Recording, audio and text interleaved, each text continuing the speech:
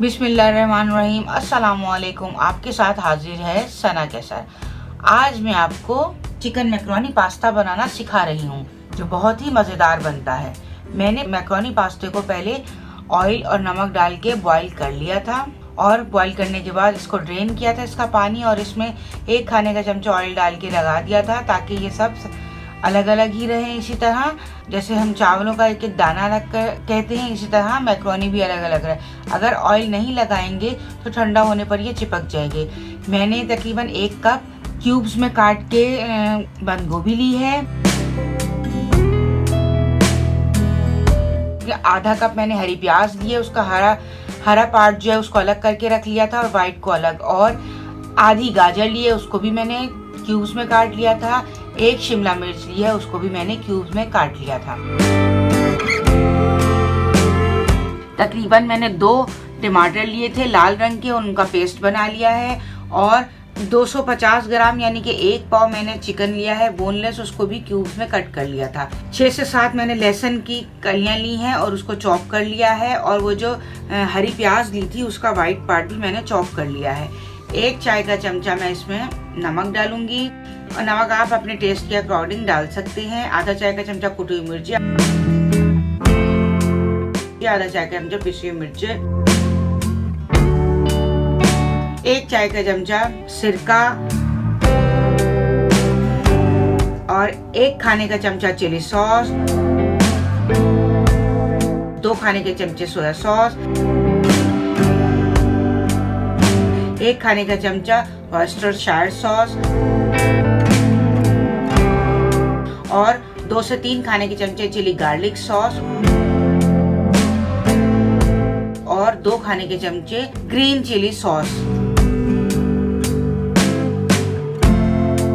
चलिए हम बनाना शुरू करते हैं। 2 खाने के चमचे हम इसमें तकरीबन ऑयल लेंगे, और अब हम इसमें चॉप किया हुआ लहसुन ऐड कर देंगे और हरी प्याज।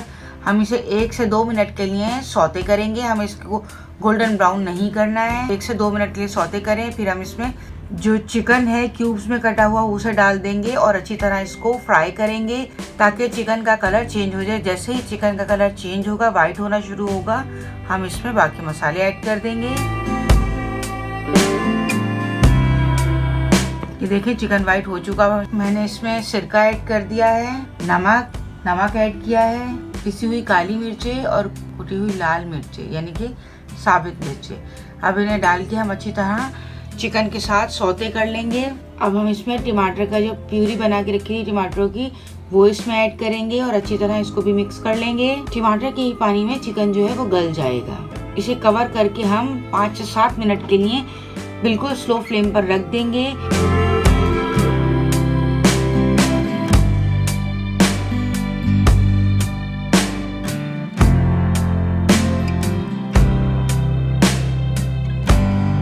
ये देखें 5 से 7 मिनट हो चुके थे, चिकन अच्छी तरह गल चुका है। अब हम इसको अच्छी तरह भून लेंगे, इसका पानी बिल्कुल ड्राई कर देंगे। अब हम इसमें सिरका, soya sauce, Worcestershire sauce, chilli sauce, green chilli sauce, chilli garlic sauce इसे ऐड कर देंगे और अच्छी तरह हम मिक्स कर लेंगे।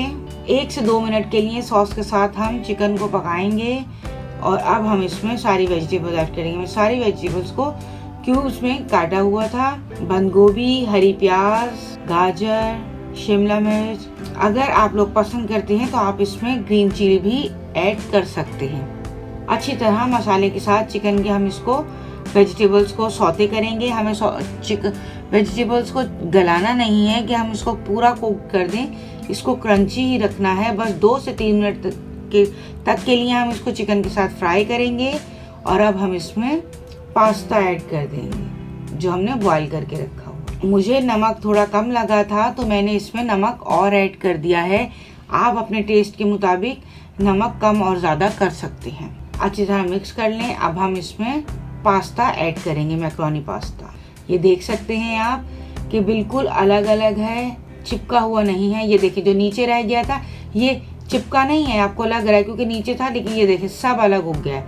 ऑयल लगा के रखते हैं तो सारे पास्ता जो है, चाहे वो स्पैगेटी हो, मैक्रोनी हो या शेल पास्ता हो, कुछ भी ऑयल लगा के रखेंगे तो वो चिपकेगा नहीं। ये देखिए वेजिटेबल्स के और चिकन के कितने अच्छे कलर आए हैं पास्ता में। अच्छी तरह इसको मिक्स कर देते हैं और ताकि सारे मसाले जो हैं वो इन्हेंस हो जाएं मैक्रोनी में। और इसको हम 2 से 3 मिनट तक के लिए दम पर रखेंगे। अच्छी तरह मिक्स करने के बाद ये बिल्कुल परफेक्ट रेसिपी है, लेकिन आप इसे अपने टेस्ट के मुताबिक सॉस को जितने सॉसेज हैं उनको कम और ज़्यादा कर सकते हैं।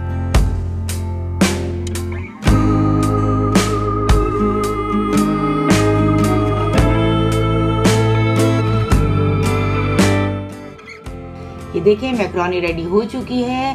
कितनी अच्छी लग रही हैं सारी वेजिटेबल्स, क्रंची वेजिटेबल्स हैं, कलर भी अच्छा आया है। शिमला मिर्च, गाजर, बंद गोभी किसी का कलर भी डल नहीं हुआ है। उम्मीद है मेरी रेसिपी आपको पसंद आई होगी।